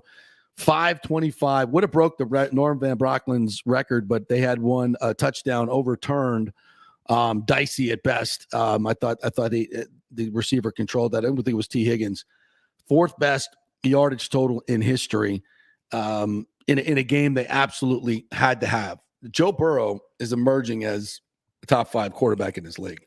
I just don't know if we're talking about him enough. Truthfully, I mean, he's been doing this all year long for the most part. The Bengals are 9-6. They've beaten the Ravens and the Steelers twice in the same season. I don't think they've ever done that in their entire history, I believe. No. And everybody, like I said, I talked about it just a second ago when I said Mahomes and I said Herbert, Josh Allen. Joe Burrow's in that conversation, is he not? I think he is. No question about it. Honestly, and they were in the same draft class. How can you say that Justin Herbert? I wouldn't take Herbert over Burrow. I seriously wouldn't. I can't do it right now. And I have great evidence of the Chargers, especially yesterday, and Justin Herbert for why I can't do it. Yeah, what the hell? Because like I said, they are the slightly better version of the Minnesota Vikings, Jekyll and Hyde. They are the slightly better version. That defense can't stop anybody. No, they cannot. They've got talent on that defense. No. 41 points to the Texans and Davis Mills. That's unacceptable. And you're chasing a playoff spot too. And that's the performance. And Justin Herbert was not good. No, he was not. He's thrown some really bad picks in the last few games. Yeah. He's got to be better team. He's got amazing arm talent, but he's very Jameis-esque. Yeah. You I'm telling you, like I watch it now too. Ever since Bruce had said that he wants to see consistency in game, I've concentrated on watching that. He does some weird things in games where I'm like, what the hell is he looking at? Yeah. And I think Bruce said that's still showing up this year in the second year. And it shows, honestly. I don't think he's being coached very well. I really don't. I just, there's too much talent there. That whole team and what Staley's doing with the 4th downs, he's just gone over the top and cost his team at least a couple of games. So, I'm not. But Joe Burrow is just, he's the shiz right now, and I think he's going to be a factor as they in this playoff hunt. They're the X factor. They're the wild card team rather. And they can run the football too. Joe Mixon is they got a lot of playmakers. Defensively, I haven't really looked too hard at their defense. But I don't think there's anybody that they want to play. And another team that is, kind of an Achilles, well, I don't want to say Achilles heel, but could be a problem for the Bucs is the Dallas Cowboys. I don't want to see them in the playoffs either. No, they're with Micah Parsons and their front pressure packages. Yesterday they were just relentless, and Dak returned to form, threw for 330, 4 touchdowns, 28 of 39. A lot of those people were wide ass open. And had one touchdown here that was celebrated very nicely. Play that one. 3rd down and goal now. And Prescott wide open. No problem. Terrence Steele on the tackle eligible. What a beatdown. What happened to that Washington defense, by the way? 56-12, the score last night. Got guys throwing punches on the sideline at each other. Yeah, maybe they should throw those in the game. You'd think so, 56-14, sorry. Taylor Heineke, not good, but he was under pressure all night long. I mean, Taylor Heineke, not good. Shocker. Well, if you get the ball from the center in the shotgun and Micah Parsons almost beats the ball back to you, it's probably kind of hard to play quarterback that way. He's a farce. He's a farce. I disagree. Get him an offensive line. Get him some help around him. He's not the greatest thing in the world, but come on, that was all about that. You got Randy Gregory, Dexter Lawrence, DeMarcus Lawrence with the pick 6 last night. How about that play? Yeah, it was a hell of a play. Wow. Shout out to Dak, though. Fantasy semifinals were last night. Attaboy. Dak gave me a nice little 30 piece in the first half. First half alone. I mean, I'll take that, right? Yeah. Hell yeah. Guess who won me my consolation bracket, which, by the way, gets me even money-wise. So that's cool. Doing a nice $300 pickup for the consolation bracket. $300 for the consolation? Yeah. That's big money, Lee. What So, in the yeah. world? Yeah. You don't make the playoffs, you get into the consolation bracket. And, Josh Allen got me 36 points yesterday. Not bad. Attaboy. Rojo, I picked up Rojo on waivers just for this game. Gave me a little bit of something. So, yeah, not a bad win yesterday. Not anybody cares about our fantasy teams. Anything else from the NFL that floats your boat? The Chiefs are rounding into form, unfortunately. Yeah, they're going to be there. Yeah, this just in. They win in so many different ways, too. I mean, this has been a reoccurring theme all year. Where like Tyreek Hill had 2 catches yesterday, just a non-factor. That's like the 4th or 5th time this year he's been an absolute non-factor. And they just just find other ways, man. Yeah, and throw 30 on you. And defensively, I mean, we were talking about a bottom 5 defense. It looks like a top 5 defense right now lately. Yeah, they really do. They're starting to get hot. Just at the right time. And Mahomes I think he calmed down a little bit, stopped so much of the off-schedule crazy stuff. They still don't make a lot of plays within their offense. A lot of it is on him running around, but I think he's doing a little bit better job staying in the pocket. Green Bay, of course, that game happened on Saturday. As they beat the Browns. I don't think Baker Mayfield's going to get that 5th year. $40 million. Would I give that to Baker Mayfield? Nah. Oh, nah. The fact that their team looks exactly the same with him, or Nick Mullins, or yeah. Case Keenum.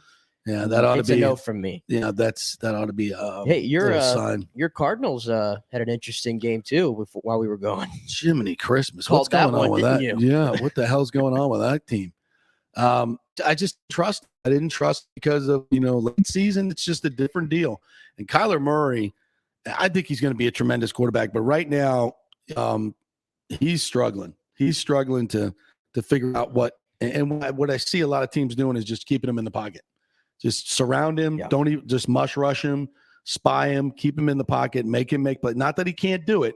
It's just a lot harder for him. It's a lot harder for him. Yeah. And he's got to find an adjustment level. Yeah. And honestly, I just don't think Cliff Kingsbury is a great coach. No, I don't either. I really don't. His in-game management, it stinks. It flat out stinks, his in-game management. He did it again that night, late in the game, where you have to have everything, dotted up and crossed and all that. And he had nothing. That's a reoccurring theme all season long for him. All right. We will take a break. And when we come back, we're going to talk a little bit about the COVID situation with the Tampa Bay Lightning. Vassie is out. Elliott is out.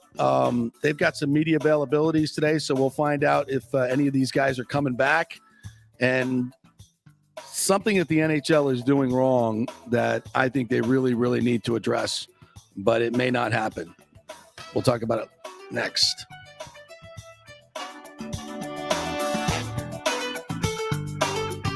Attention home buyers or refinance candidates. It is a great time to purchase or refinance. Home values are going through the roof right now. You've got so much equity, time to tap into that equity, get the cash, and make sure you're making the right financial decisions in your life. Scott Fitzgerald and American Mortgage Services in Tampa can help you out on all those fronts. I've known Fitz for over 30 years. He's done 3 of my mortgages. In fact, Scott has done over 3,000 loans in the Tampa Bay area for many of our coaches, athletes, from Bucs to Bulls. And he can save you big money. AMS is a wholesale broker. They will shop your loan to dozens of banks and let them compete for your business.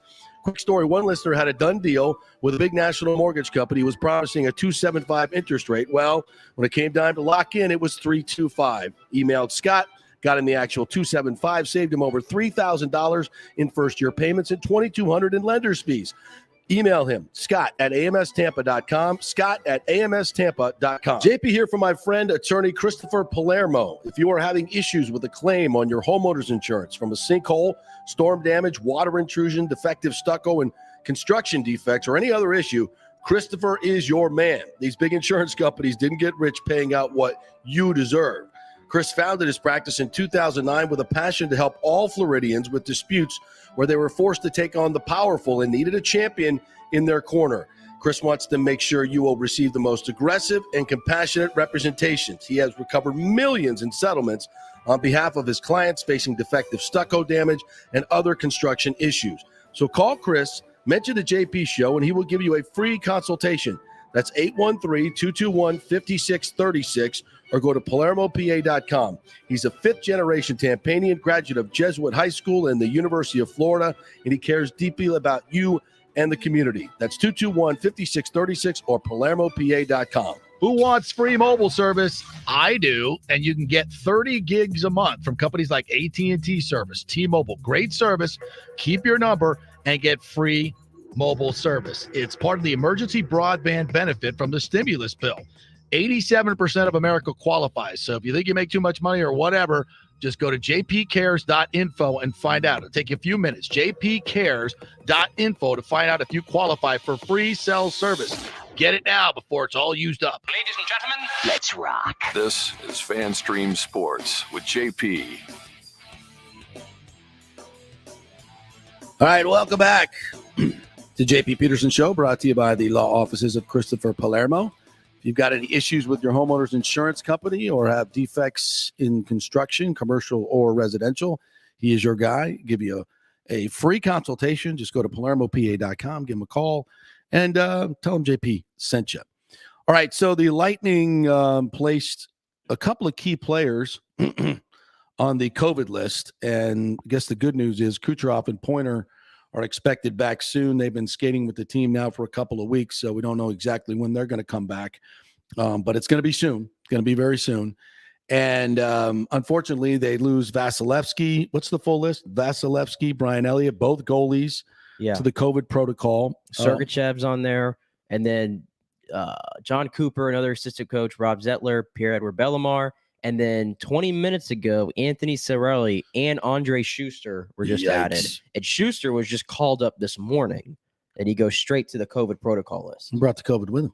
Yes, he did. And, of course, most of these players, if not all, are asymptomatic.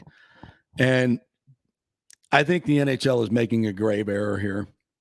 They are kowtowing to the Canadian teams and the Canadian government that is, in my opinion, completely out of their minds, COVID crazy. And they have not adjusted to what a lot of health officials are saying right now. A lot of health officials and a lot of very important people. In fact, the head of the epidemiology department and infectious disease department at Brown University, one of the top experts in the field, is basically saying, and Scott Atlas at Stanford is saying the same things. A lot of the leading Bhattacharya, a lot of these epidemiologists are saying this is a good thing. Omicron is a good thing because it is so weak that hospitalizations and deaths are not increasing. Excuse me. As I cough. A lot of this and a lot of the LeBron tweeted something that I thought was very interesting you were telling me about, or put something on Instagram, if you could describe it in his cryptic way. Yeah, it was an Instagram post, and if you're familiar with that Spider-Man, it has all the three Spider-Mans all pointing at each other in that little circle, and he put COVID on one, flu on one, and cold on the other, and he said, like, what are we doing? Can someone please explain? Yeah, all of these players and a lot of the coaches and officials are getting very frustrated because so many of the players are testing positive despite all their best efforts of masking up and all these things that just data will show you does not work. But they're still doing all these protocols, especially the NHL, and they haven't really updated them, especially when it comes to Omicron. Because Omicron, what I should finish the thought on that these data, the data is telling them all these very impressive academics and epidemiologists are saying this is where it peters out and everybody gets it. It's highly transmissible, but your body handles it well. You don't get very sick. The vaccinated people will have very, very mild symptoms. If nothing, the unvaccinated, pretty much the same.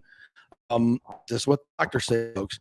So this is a good thing. It's signaling the end of the pandemic, and yet we're shutting down the NHL. Yeah, and the good news too, I spoke to a bunch of people this weekend who are in family members that are work in hospitals and specifically that worked in COVID floors. And she said that they used to have is literally as of 3 or 4 months ago when it was starting to get bad again, they had whole entire hospital floors that were dedicated to COVID and overrun.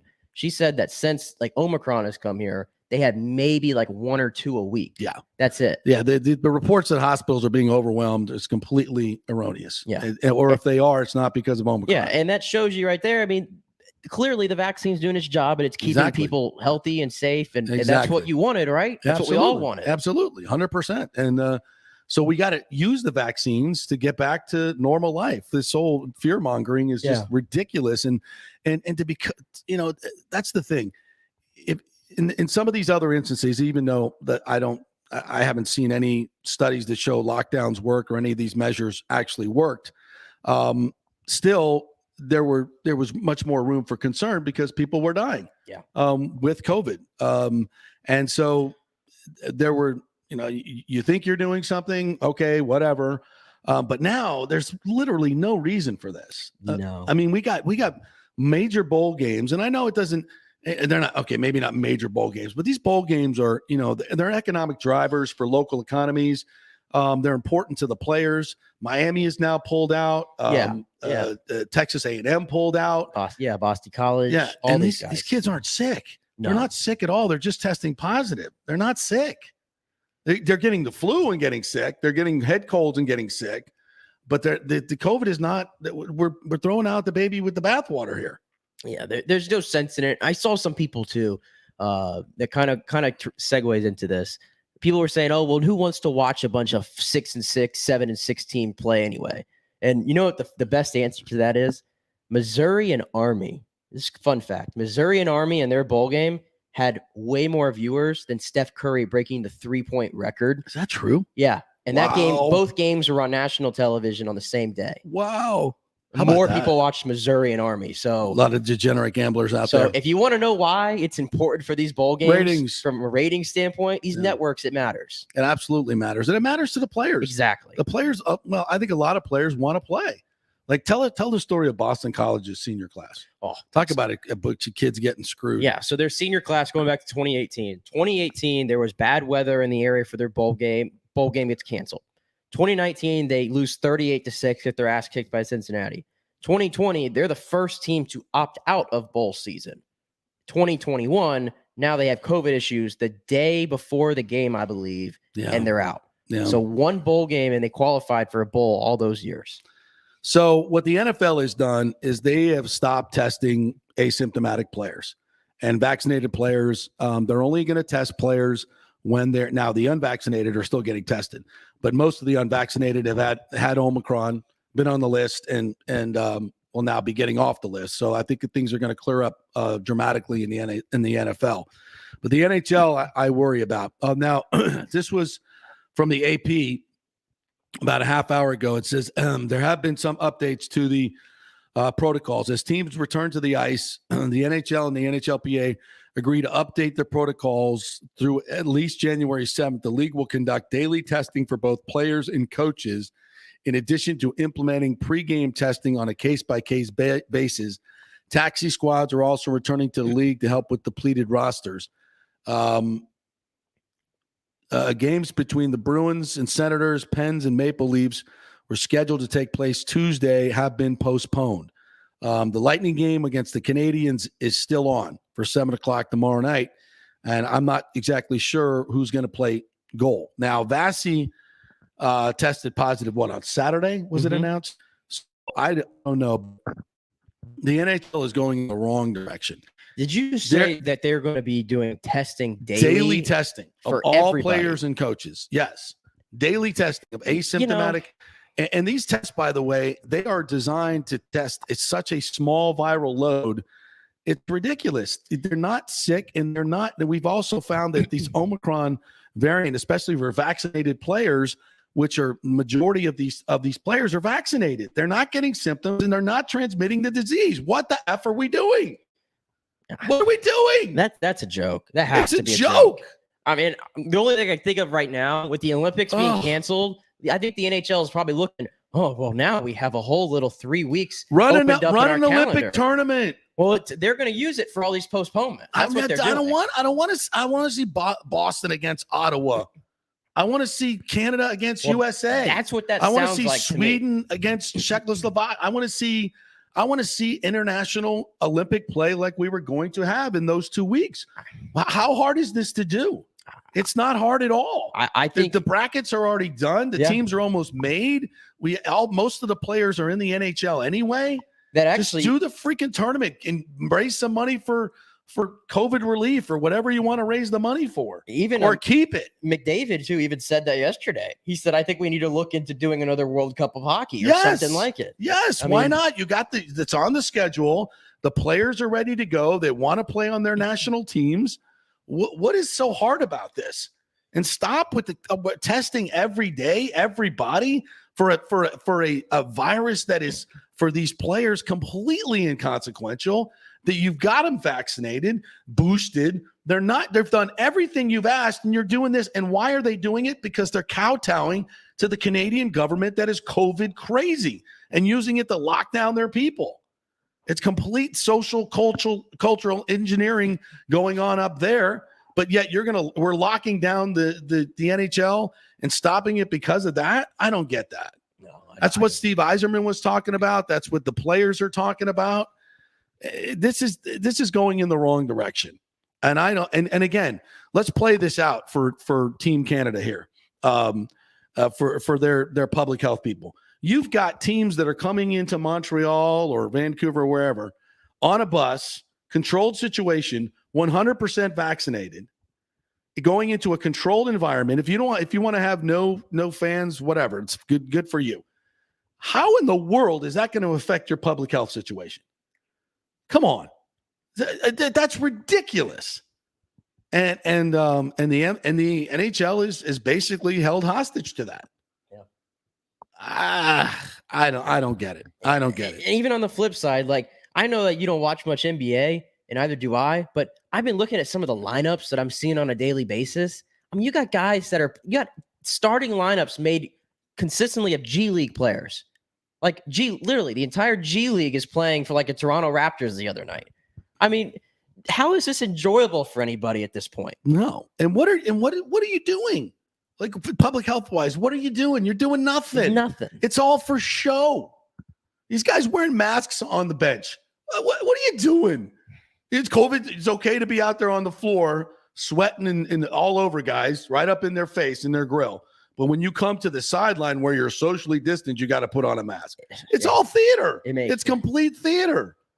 I mean, it's just, and again, it's more than anything. It's because you're taking money out of the pockets of people that work in these arenas. You're bastardizing the game completely. But it's time to move on. And the other thing too that is odd to me, like, so yesterday, for example, or Christmas Day rather, there was I think Kendrick Bourne for the Patriots test positive for COVID, couldn't play yesterday. So he practiced all week. Yeah, was in all the meetings. Yep, around all his teammates, but only he can't play. But the rest of his teammates can go out the next day and play. Is that what I'm gathering? Makes zero sense. It's never made sense. Yeah, it's never made sense. And it's never made less sense than it does right now. And, again, we say this all the time. Sports is a very public, it's a driver of all of our social attitudes in a lot of different ways. And I think this is where I'm glad the NFL has stepped up and said, we're not going to test people without symptoms anymore. It's just stupid. We're not going to be losing millions and millions of dollars for what is basically COVID theater and jeopardize the product that you're putting on the field as well. They've done it too much already. And we're going to see it tonight. I mean, we're seeing Ian Book at quarterback for the Saints tonight on a Monday night game. You think the NFL's happy about that?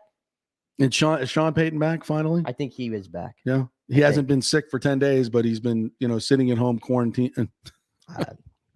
Who knows? Let the vaccines do their job. Let's move on with our lives. All right, we'll take a quick break. When we come back, couple of interesting stories in the sports world. Phil Mickelson stepping out there. A major resignation in USA Swimming. I wonder why. And Karen on a plane. Have you seen this video? Thank God she didn't make it to Tampa. We'll do all that when we come back. The PGA Tour's Valspar Championship is back in March in 2022, March 14th through the 20th, right in the middle of the best weather of the year and the last stop on the Florida swing. The Valspar has become one of the must-do events on the Tampa Bay sports and social calendar, so get your best tickets before they sell out. The game's biggest stars love the Copperhead course at Innisbrook.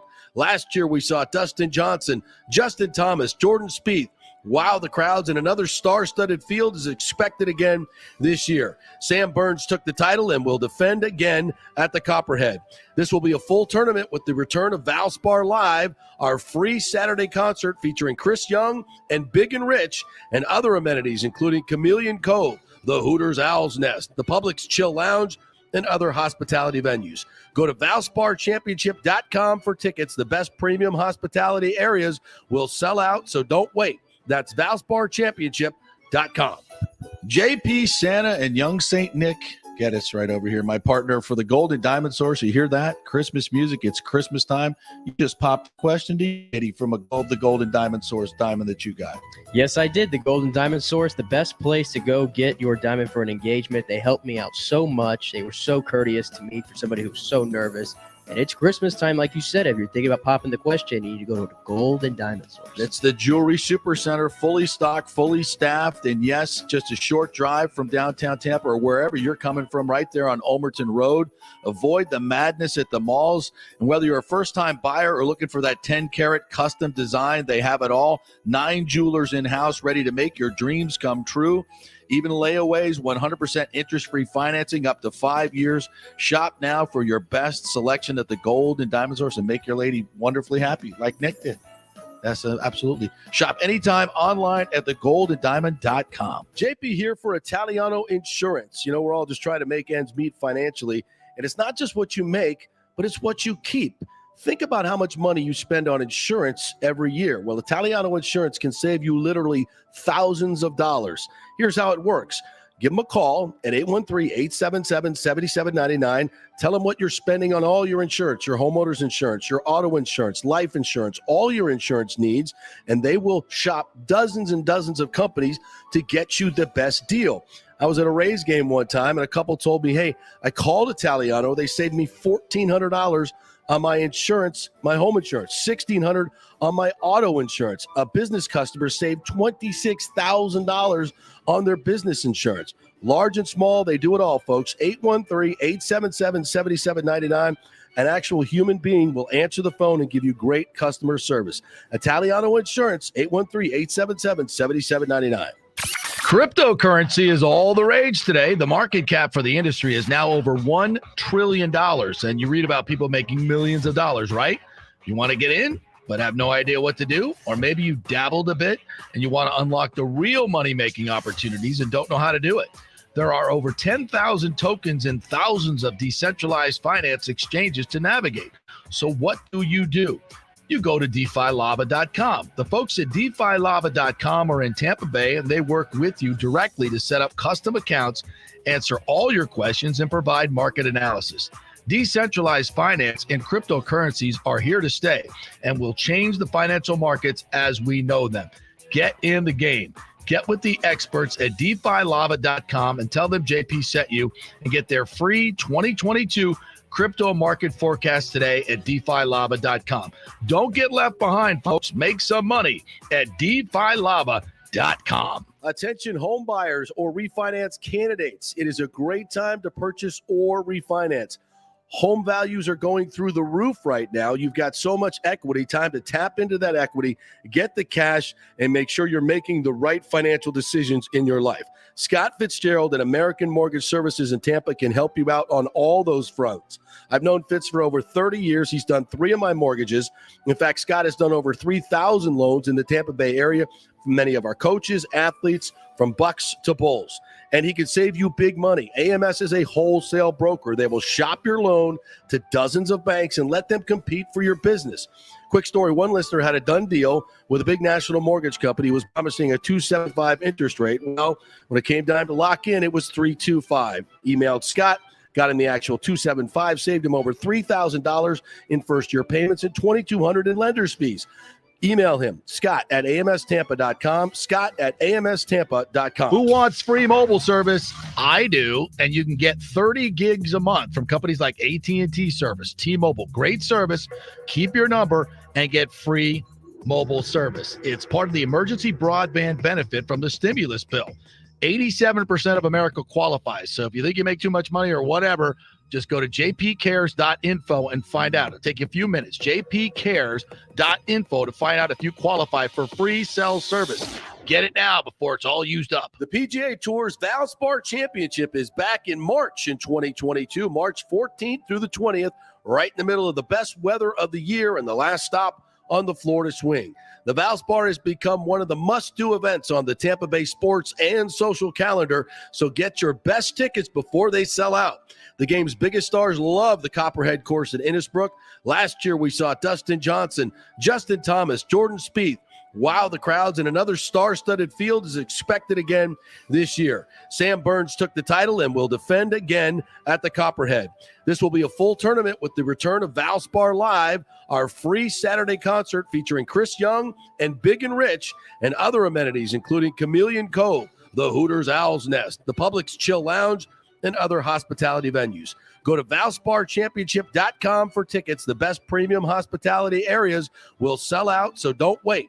That's ValsparChampionship.com. JP here from my friend, attorney Christopher Palermo. If you are having issues with a claim on your homeowner's insurance from a sinkhole, storm damage, water intrusion, defective stucco, and construction defects, or any other issue, Christopher is your man. These big insurance companies didn't get rich paying out what you deserve. Chris founded his practice in 2009 with a passion to help all Floridians with disputes where they were forced to take on the powerful and needed a champion in their corner. Chris wants to make sure you will receive the most aggressive and compassionate representations. He has recovered millions in settlements on behalf of his clients facing defective stucco damage and other construction issues. So call Chris, mention the JP Show, and he will give you a free consultation. That's 813-221-5636, or go to PalermoPA.com. He's a fifth-generation Tampanian graduate of Jesuit High School and the University of Florida, and he cares deeply about you and the community. That's 221-5636 or PalermoPA.com. Pure sports. JP is back on. Welcome back. FanStream Sports. All right, welcome back. Ready to get to a real interesting story here from USA Swimming. Just a second. Phil Mickelson speaking out as well on COVID issues. I want to remind you, though, the great folks at Italiano Insurance have done a tremendous job. We've been talking about this throughout the holidays of gathering things for metropolitan industries, from food to money, and you guys have done a tremendous job. And we really want to thank Italiano Insurance and all our great sponsors, because, you know, they are these local companies that drive our local economy, folks. You know, the Golden Diamond Source, Italiano, all of our great sponsors here. Italiano's been doing this for 60 years. It's a big part of what they do. And we say this all the time, folks. Why call a 1-800 number with one specific insurance company when you can call Italiano Insurance, who's going to shop your insurance with their great agents? You know, they employ people here, your neighbors, with great jobs, and they do a great job for you. It's customer service the old-fashioned way. They answer the phone.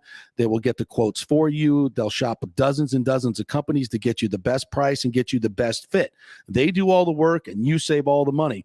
And we complete the circle by them giving back to charity, as they've done for so long, just in terms of donations and money. And we want to keep it local, folks. Keep it local. Use these local companies. It's the driver of our local economy. And we thank them for what they're doing. I mean, they give back to the community. You got to buy insurance anyway, so why not get the best customer service with the best employees? And these insurance companies and companies that have been in our local area for over 60 years in Italiano's case. So give them a call, 813-877-7799, or go to ItalianoInsurance.com. Do an insurance checkup. They'll save you tons of money, and you'll be supporting a great local company that supports these great local charities. So big thanks, Christmas thanks to the folks at Italiano Insurance. All right, this is a very interesting story. I think a lot of you have heard of this swimmer, Leah Thomas, who is part of the University of Pennsylvania swim team. Now, he competed as a male swimmer and was actually a second team all Ivy League swimmer as a male before deciding to become a transgender athlete. And under the NCAA rules, transgender athletes must complete 1 year of testosterone suppression treatment before being able to compete as a transgender male athlete, which Thomas has completed. But it's a joke, folks. He's 6'3", I believe. He's still built like a man. He is routing the competition. The teammates were, initially supportive, but since the mountains been forced to be supportive of it, and they don't like it, and it's ridiculous, and it's changed everything about their swim team. And to me, this is the exact reason we should not be doing this. Now, Cynthia Millen has officiated USA Swimming for more than 30 years, but she hung up her whistle last week in protest, and this is what many have to do. She said, I told my fellow officials that I can no longer participate in a sport which allows biological men to compete against women. Everything fair about swimming is being destroyed. If Leah came on my deck as a referee, I would pull the coach aside and say, Leah can swim, but Leah can swim exhibition or a time trial. Leah cannot compete against those women because that's not fair. Boys are built differently than girls. I mean, we know that. Boys have a T shape, the broad shoulders, the narrow hips. Girls have the hips. They've got more drag. They've got boobs, and they've got body fat. Yes, Katie Ledecky can beat a lot of guys, but in the end, the best guys are going to beat Katie Ledecky. Absolutely. The differential is 8 to 12% faster, equally trained. They will always win. This is the most obvious thing in the world. Why this is even debated is beyond me. Now, listen, I am completely compassionate about transgender athletes, and especially in high school and middle school levels when kids are struggling with their sexuality and want to belong and want to be in a sport. I get that. But this is clearly a situation where a guy wanted to get a tremendous advantage, and he's destroying the records. And it's an isolated case. When you have these situations where the competitive balance is so ridiculously, I mean, seriously, 1 year of testosterone replacement or suppression is not going to affect the fact that he's not going to shrink from 6'3" to 5'10". He's not going to suddenly grow huge boobs, hips. And these are all absolutely factors in swimming. And these girls that have literally gotten up since the age of 5 years old at 5:30 in the morning and trained their ass off, the vast majority of the people competing in this, you're destroying the sport. You're destroying everything that they've tried to accomplish. And it's just wrong. And I don't understand how this is even a thing. And when it comes to situations like this, I completely agree with this woman who's been officiating swimming for 30 years. And as she says, I've talked to some other officials, and while they say, yeah, this is ridiculous, I think a lot of people feel like they can't do anything about it. They can't speak up because they know they're going to be criticized. But you've got to make a stand sometimes. If enough people walk off the deck, or if enough referees say no, it will change. It's wrong. And speaking about USA Swimming, Millen said, I haven't heard anything from them. I think they're so worried themselves. They've got a lot of sponsorship money from a lot of big companies, and I think they're worried. They don't want to appear that they're not being inclusive, but this is not being inclusive. This is being deceitful. 100% agree with it. 100% agree with it. Again, there's compassion, but what about the compassion for the vast majority of the athletes? It's a very fair question. Phil Mickelson ignited a social media firestorm late last week after posing a question about the Omicron variant of COVID-19, invoking data that suggested the Omicron variant is contagious but not deadly. Mickelson asked why public officials are still trying to control the spread of Omicron rather than boosting immunity development. Serious question, since I'm not a doctor. If Omicron is contagious but not deadly, he cites 25,000 cases in Africa with no deaths. Why try and control it? Why not let it go and let people get it and develop immunity, especially for those who won't get vaccinated? Please, no hate. I'm just curious. And of course, he got plenty of hate. But there was a lot of people that supported him. Fill out more with one tweet than was anyone in sports media or politics from Travis. Another one, because Pfizer has better lobbyists than natural immunity. Good point. So again, athletes are waking up to what's going on here, especially those that are being held to protocols that make zero sense. I think most people honestly are catching on. They really are. I mean, I'm even seeing more like media outlets talking about things that, we have been saying, and a lot of people have been saying for a long time. For a long time. And, that's fine. You want to catch on now? I don't care. I just want everybody to, everybody needs, I think, catch on at some point. But there are the stragglers, as we have seen on Twitter and as your video that you've seen, that are just never going to change. Right. Never going to change. Yeah. And, I try to look at all the different data that's out there and read, the smart people that are doctors and been doing this for a long time. And that's the majority of what they're saying. But still, so many in the mob want to shout them down. And it's sad because it's hurting a lot of people. There's no doubt. Did you see the video of the woman on the plane from Atlanta to Tampa? She was arrested by the FBI. She was hammered, number one. She's yelling and screaming at this old guy who was eating and wasn't wearing his mask while he was eating on the plane. And she literally gets up, takes her mask down, is right in this guy's face, spittle all over him, yelling at him to wear a mask while she's not wearing one. And I was shocked at how long the flight attendants allowed it to go on, to be honest with you. And then she assaulted the guy, old guy, by the way, this probably in his 70s. This is what it's causing on airplanes. That's why I don't want to travel. I don't want to travel. It's just like, it's crazy. My favorite one still is the lady that I showed you and you put on Twitter. Oh my God. She's wearing I think 2 masks to Three begin masks. with. 3 masks. Taped to her face. A face shield. It was triple vaccinated. It was double boosted. And natural immunity. She had them all. Yeah, she had it all. It was taped to her face with surgical tape. How are you going to get that off for the TSA check? I don't know. Oh my gosh! Again, what are we doing? What are we doing? By Taylor Twellman? Insert that one again. What there. are we doing? Hopefully, some Santa will do it. All right. Great show today. Great job, Nick, with all the sound. We'll get back at you tomorrow. Bruce is doing an availability here at 12:30. The Lightning are talking at noon. We'll be on both those Zoom calls for you. Bring them to you tomorrow. Hopefully, the Lightning will get some guys back, especially goalies for tomorrow night's game. Keep watch on our Twitters at FanstreamJP, at Nick Geddes News, at the JP Peterson Show. We'll keep you updated on that, what's happening with the COVID stuff. Thanks for joining us each and every day, 10 to 12. It's live on our app, on Twitter, on Facebook, and, of course, now on YouTube. Have a great day, everybody. We'll talk to you tomorrow.